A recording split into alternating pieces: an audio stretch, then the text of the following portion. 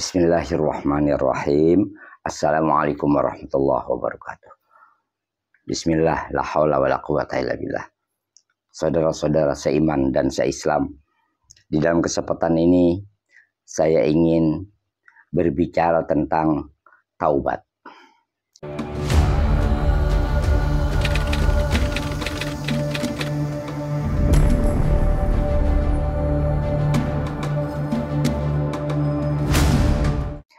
Taubat berasal dari kata-kata taba yatubu. Taubah artinya kembali. Seorang hamba dikatakan tawab. Allah pun dikatakan tawab. Bagaimana seorang hamba dikatakan tawab? Bahwa seorang hamba ini banyak melakukan kesalahan dan dosa. Kemudian dia kembali dari maksiat menuju ibadah. Oleh sebab itu dikatakan tawab. Innallaha yuhibbut tawabina wa yuhibbul mutatahhirin. Sesungguhnya Allah Subhanahu wa taala mencintai orang-orang yang bertaubat dan orang-orang yang bersuci. Kemudian hadirin sekalian, Allah Subhanahu wa taala pun dikatakan tawab. Allah kembali dari menyiksa menuju ampunan. Allah meninggalkan siksaan dan menuju rahmat. Itulah taubat Allah. Dijelaskan di dalam surah An-Nasr. Fasabbih bihamdi rabbika wastaghfir innahu kana tawwaba. Oleh sebab itu sucikanlah Allah Subhanahu wa taala dengan memujinya.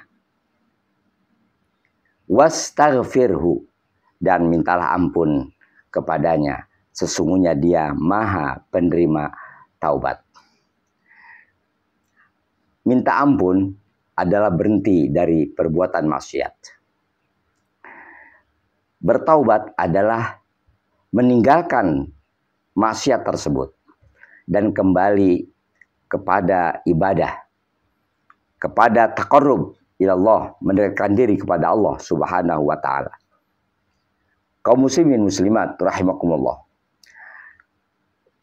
Ada 3 syarat di dalam bertaubat.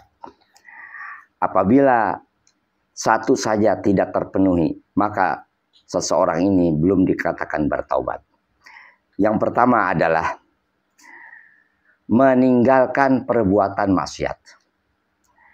Jelas orang yang bertaubat, yang kembali kepada jalan Allah Subhanahu wa taala, dia harus meninggalkan perbuatan yang menjadi murkanya, yang dibencinya. Dia kembali dari maksiat menuju ibadah. Jadi orang yang bertaubat hendaknya meninggalkan perbuatan yang selama ini dia kerjakan dari perbuatan-perbuatan dosa. Tidak mungkin seseorang ketika melakukan perbuatan maksiat, judi contohnya, di saat dia bermain judi, di situ dia menyatakan, saya bertaubat, saya mohon ampun kepada Allah dari perbuatan judi, padahal dia sedang bermain judi. Tidaklah mungkin.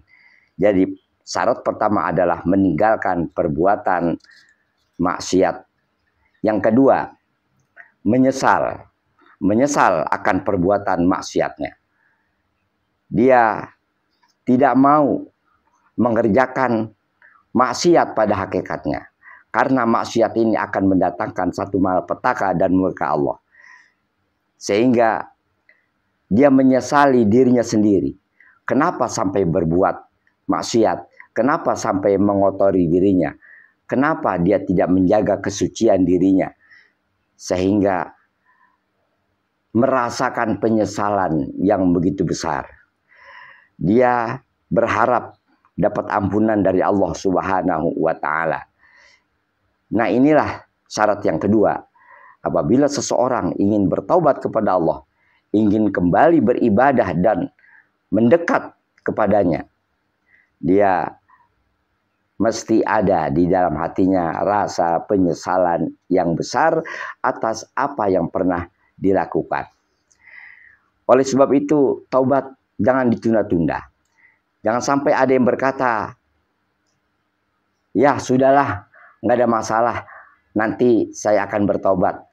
Sekarang saya berbuat maksiat, berbuat kesalahan, nanti saya akan bertobat. Apabila ini terjadi, ketika dia menyatakan taubat kepada Allah Subhanahu wa taala, dia mohon ampun kepada Allah Subhanahu wa taala, penyesalan yang ada ini seakan-akan hampa. Seakan-akan tidak ada penyesalan karena sebelumnya dia sudah menyatakan nanti saya akan bertaubat. Sekarang mah nggak apa-apa, saya berkubang dalam kemaksiatan. Berarti ketika dia nanti berhenti dari maksiat dan dia menyatakan menyesal, ini sia-sia. Oleh sebab itu, bagi seorang hamba yang ingin betul-betul kembali kepada Allah Subhanahu wa taala, segera dia kembali. Dia merasakan bahwa murka Allah ada di depannya. Dia harus lari dari murka Allah dan kembali kepada jalannya yang lurus. Kemudian syarat yang ketiga adalah orang yang bertaubat mempunyai niat yang kuat untuk tidak mengulangi. Apabila di dalam hatinya terdapat niat dan keinginan untuk kembali kepada perbuatan maksiat, maka itu tidak dikatakan adanya niat.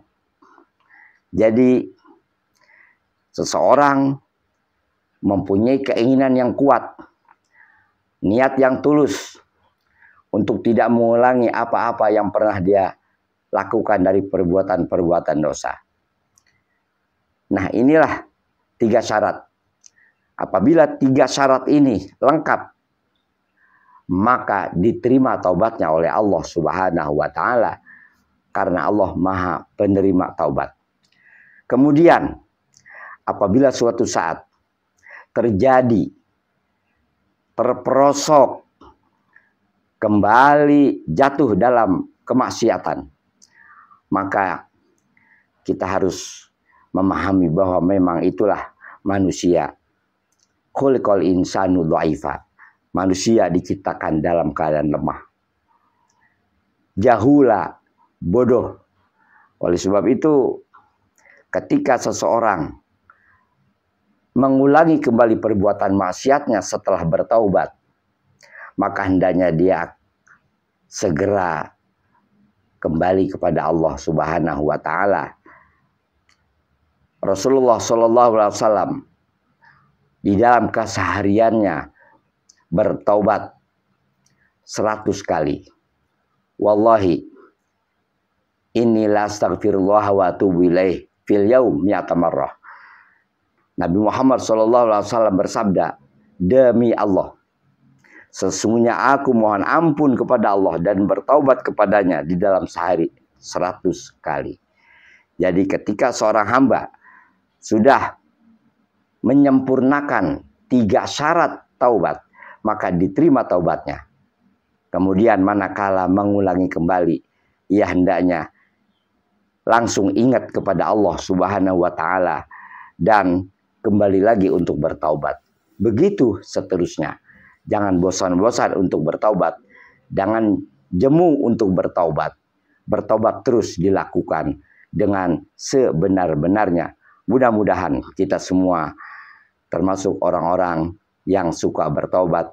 Rasulullah SAW menjelaskan, kullu bani Adam khata' wa khairul khata'in at-tawwabun. Semua manusia suka berbuat salah. Dan sebaik-baik orang yang suka berbuat salah adalah yang suka bertaubat. Ini saja. Wal afu minkum. Assalamualaikum warahmatullahi wabarakatuh.